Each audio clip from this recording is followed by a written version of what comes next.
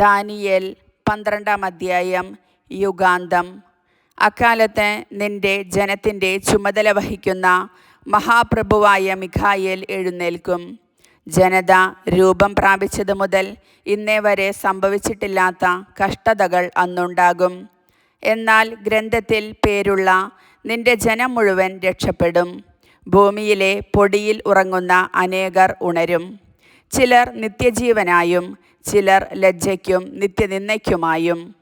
ജ്ഞാനികൾ ആകാശവിധാനത്തിൻ്റെ പ്രഭ പോലെ തിളങ്ങും. അനേകരെ നീതിയിലേക്കു നയിക്കുന്നവൻ നക്ഷത്രങ്ങളെപ്പോലെ എന്നുമെന്നും പ്രകാശിക്കും. ദാനിയേലെ, അവസാന ദിവസം വരെ വചനം രഹസ്യമായി സൂക്ഷിച്ച് ഗ്രന്ഥത്തിന് മുദ്ര വയ്ക്കുക. അനേകർ അങ്ങുമിങ്ങും ഓടി നടക്കുകയും അറിവ് വർദ്ധിക്കുകയും ചെയ്യും. ദാനിയേലായ ഞാൻ നോക്കി, ഇതാ മറ്റു 2 പേർ. ഒരുവൻ അരുവിയുടെ ഇക്കരെയും അപരൻ അക്കരെയും നിൽക്കുന്നു. അരുവിയുടെ മുകൾ ഭാഗത്തു നിന്ന ചണവസ്ത്രധാരിയോട് അവരിൽ ഒരുവൻ ചോദിച്ചു, ഈ അത്ഭുതങ്ങൾ അവസാനിക്കാൻ എത്ര കാലം വേണം? അരുവിയുടെ മുകൾ ഭാഗത്തു നിന്നിരുന്ന ചണവസ്ത്രധാരി വലത്തുകൈയും ഇടത്തുകൈയും ആകാശത്തിനു നേരെ ഉയർത്തി എന്നേക്കും ജീവിക്കുന്നവൻ്റെ നാമത്തിൽ ആണയിടുന്നത് ഞാൻ കേട്ടു.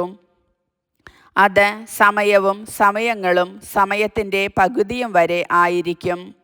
വിശുദ്ധ ജനത്തിൻ്റെ ശക്തി തകർക്കാൻ കഴിയുമ്പോൾ ഇവ നിവർത്തിയാകും. ഞാൻ കേട്ടെങ്കിലും എനിക്ക് മനസ്സിലായില്ല.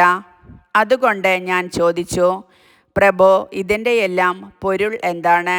അവൻ പറഞ്ഞു, ദാനിയേലേ, നീ നിൻ്റെ വഴിക്ക് പോവുക. ഈ വചനം അവസാന ദിനം വരയ്ക്കും അടച്ച് മുദ്രവെച്ചതാണ്.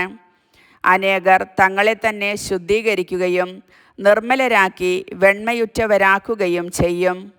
എന്നാൽ ദുഷ്ടർ ദുഷ്ടത പ്രവർത്തിക്കും.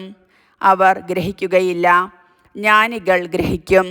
നിരന്തര ദഹനബലി നിർത്തലാക്കുന്നതും വിനാശകരമായ മ്ലേച്ഛത പ്രതിഷ്ഠിക്കപ്പെടുന്നതുമായ സമയം മുതൽ 1290 ദിവസം ഉണ്ടാകും. 1335 ദിവസം ഉറച്ചു നിൽക്കുന്നവൻ ഭാഗ്യവാൻ. എന്നാൽ നീ പോയി വിശ്രമിക്കുക. അവസാന ദിവസം നീ നിന്റെ അവകാശം സ്വീകരിക്കാൻ എഴുന്നേൽക്കും. കർത്താവിൻ്റെ വചനം.